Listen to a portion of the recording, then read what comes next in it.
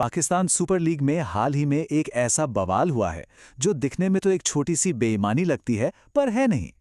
ये विवाद सिर्फ चीटिंग का नहीं है, बल्कि इसमें इतिहास, लीग की इज्जत और यहां तक कि एक सोची समझी पब्लिसिटी की परतें भी शामिल हो सकती हैं।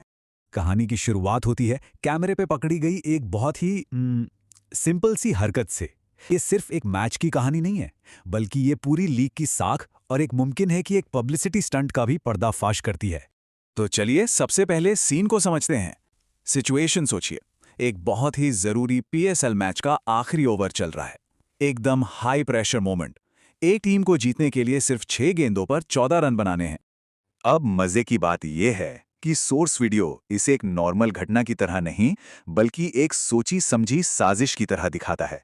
मतलब 3 खिलाड़ियों के बीच की एक जुगलबंदी, या कह लें एक तिकड़ी, जिसे सिर्फ और सिर्फ धोखा देने के लिए ही बनाया गया था। तो ये सब तो हो गया, पर इसका नतीजा क्या निकला? अंपायर ने जो किया उसका असर इतना बड़ा था कि पूरा का पूरा मैच ही पलट गया। और वो असर वो छिपा है इस एक नंबर में, 5। हाँ, पूरे 5 रन बॉल टेम्परिंग की वजह से पेनाल्टी के तौर पर दूसरी टीम को मिल गए। यही 5 रन शाहीन अफरीदी की टीम की हार की वजह बने। और देखिए, मामला सिर्फ मैच हारने तक ही नहीं रुका, बात इससे कहीं आगे बढ़ चुकी है। अब तो पाकिस्तान क्रिकेट बोर्ड ने भी ऑफिशियली फखर जमान को चार्ज कर दिया है। मतलब उनके करियर पर बैन तक लग सकता है। और सिर्फ वही नहीं, बाकी खिलाड़ी भी अब जांच के घेरे में हैं। अब सोर्स का कहना है कि अगर इस एक घटना को समझना है ना, तो हमें थोड़ा पीछे जाना होगा पाकिस्तान क्रिकेट के इतिहास में, क्योंकि उनके मुताबिक ये पहली बार नहीं हो रहा है। तो ये बॉल टैंपरिंग होती क्या है? सिंपल भाषा में कहें तो गेंद की कंडीशन को जानबूझकर इल्लीगली बदलना, ताकि गेंदबाज को एक अनफेयर एडवांटेज मिले, गेंद ज्यादा स्विंग हो। और क्रिकेट में इसे चीटिंग का एक बहुत ही सीरियस फॉर्म माना जाता है। और इसी बात को समझाने के लिए सोर्स एक बड़ी तीखी लाइन का इस्तेमाल करता है। वो इस घटना को सीधे सीधे शाहीन अफरीदी के ससुर, मतलब शाहिद अफरीदी के एक पुराने विवाद से जोड़ते हैं, जब उन्हें भी गेंद से छेड़छाड़ करते हुए पकड़ा गया था।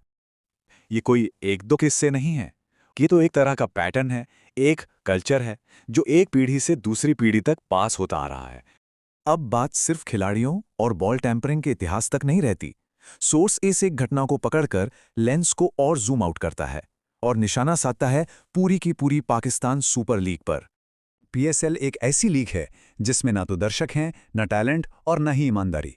स्टेडियम खाली पड़े रहते हैं, यूट्यूब पर 1 मिलियन व्यूज भी नहीं आते, और तो और पिच सुखाने के लिए हेयर ड्रायर जैसी अजीबोगरीब हरकतें भी यहां हो चुकी हैं।